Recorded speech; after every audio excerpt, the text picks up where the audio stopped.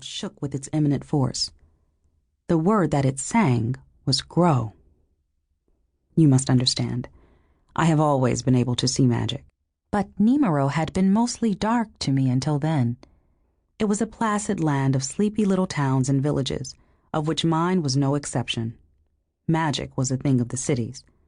I got to see it only every once in a while, and then always in secret. But now there was light and color. It burst across the ground and the street, traced up every leaf and blade of grass and paving stone and wooden slat around the front yard. So much.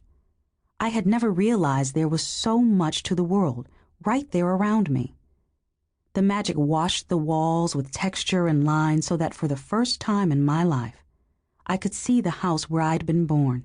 It outlined the trees around me and the old horse cart around the side of the house. I couldn't figure out what that was at first, and the people who stood in the street with mouths hanging open. I saw it all. Truly saw, as others did. Maybe more than they did. I don't know. It is a moment I will hold in my heart forever. The return of something glorious. The reforging of something long broken. The rebirth of life itself. That evening, I learned my father was dead.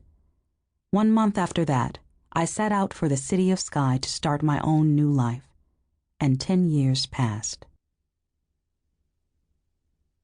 1. Discarded treasure. Encaustic on canvas.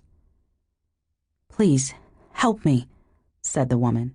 I recognized her voice immediately. She, her husband, and 2 children had looked over, but not bought, a wall hanging at my table, perhaps an hour before. She had been annoyed then. The hanging was expensive, and her children were pushy. Now she was afraid, her voice calm on the surface, but tremolo with fear underneath. "What is it?" I asked. "My family. I can't find them." I put on my best friendly local smile. Maybe they wandered off. It's easy to get lost this close to the trunk. Where did you last see them? "There." I heard her move. Pointing, probably. She seemed to realize her error after a moment, with the usual sudden awkwardness. Sorry. I'll ask someone else." "Up to you," I said lightly. "But if you're talking about a nice clean alley over near the White Hall, then I think I know what happened." Her gasp told me I guessed right. "How did you—" I heard a soft snort from Own, the nearest of the other art sellers along this side of the park. This made me smile, which I hoped the woman would interpret as friendliness and not amusement at her expense. "Did they go in the alley?" I asked. "Oh, well," the woman fidgeted. I heard her rub her hands together. I knew the problem already, but I let her muddle through. No one likes to have their errors pointed out. "It's just that my son needed a toilet. None of the businesses around here would let him use theirs unless we bought something. We don't have a lot of money." She'd given that same excuse to avoid buying my wall hanging. That didn't bother me. I'd have been the first to say no one needed anything I sold, but I was annoyed to hear that she'd taken it so far.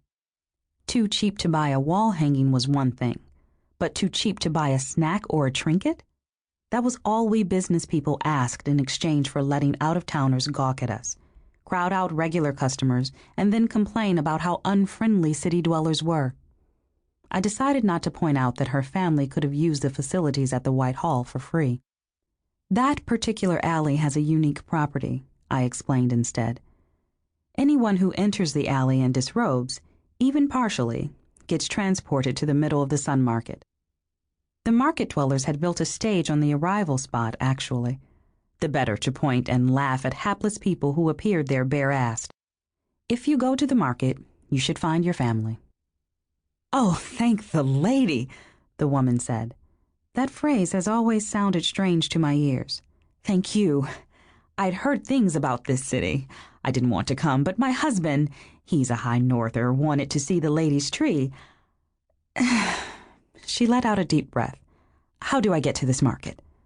Finally, "Well, it's in West Shadow. This is East Shadow." "West Sha? East Sha?" "What?" Those are the names people use. If you stop to